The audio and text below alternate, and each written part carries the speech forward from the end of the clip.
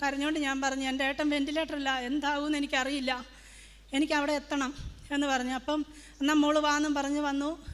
അവിടെ തുറന്നു വന്നു, പൈസ അടിച്ചു. അപ്പോൾ ബ്രദർ എന്നോട് പറഞ്ഞു, എന്തിനാ പേടിക്കുന്നേ, മോൾ അമ്മയുടെ അടുത്തല്ലേ വന്നേ, അമ്മയില്ലേ, നിങ്ങൾ എന്തിനു പേടിക്കണം, നീ ചെല്ലുന്നതിന് മുമ്പ് അമ്മ അവിടെ എത്തും എന്ന് പറഞ്ഞു. അങ്ങനെ ഞാൻ ഇവിടുന്ന് പോയപ്പോൾ എനിക്ക് നല്ല ധൈര്യമൊക്കെ ആയിരുന്നു. ആശുപത്രിയിൽ ചെന്നപ്പോൾ വീണ്ടും എനിക്ക് പേടിയായി. ഡോക്ടർ എന്താണ് പറയാൻ പോകുന്നത് രാവിലെ എന്നറിയില്ലല്ലോ. ഞാനവിടെ വെളിയിലിരിക്കുക കസേരയിൽ. അപ്പോൾ അനിയത്തിയോട് ഞാൻ പറഞ്ഞു, ഡോക്ടർ അനീഷിൻ്റെ ബൈസ്റ്റാൻഡർ വരാൻ പറഞ്ഞപ്പോഴേ എന്നെ വിറയ്ക്കാൻ തുടങ്ങി. ഞാൻ പറഞ്ഞു, ഇല്ല ഞാൻ വരത്തില്ല, നീ കയറി പോയിട്ട് വരാൻ പറഞ്ഞു. അവളും അനിയനും കൂടെ കയറി ചെന്നപ്പോൾ ഡോക്ടർ പറഞ്ഞു, കുഴപ്പമൊന്നുമില്ല, ഇപ്പോൾ ആൾ ബെറ്ററായി വരുന്നുണ്ട്, എവിടെ രാജി എന്ത് ചെയ്യുമെന്ന് ചോദിച്ചപ്പോൾ അവൾ പറഞ്ഞു, ആ രാജിക്ക് പേടി, അവൾ വെളിയിലിരിക്കുക എന്ന് പറഞ്ഞു. അപ്പോൾ ഡോക്ടർ പറഞ്ഞു, എനിക്ക് തോന്നി ഞാൻ ഇന്നലെ അത്ര ഇതായിട്ടാണ് രാജിയോട് സംസാരിച്ചേ, പക്ഷേ ഇന്നലത്തെ കണ്ടീഷൻ അതായിരുന്നു, പക്ഷേ ഇന്ന് ആൾ റിക്കവറായി വരുന്നുണ്ട്, BP കയറി വരുന്നുണ്ട്, മരുന്നിനോട് പ്രതികരിക്കാൻ തുടങ്ങിയെന്ന് പറഞ്ഞു.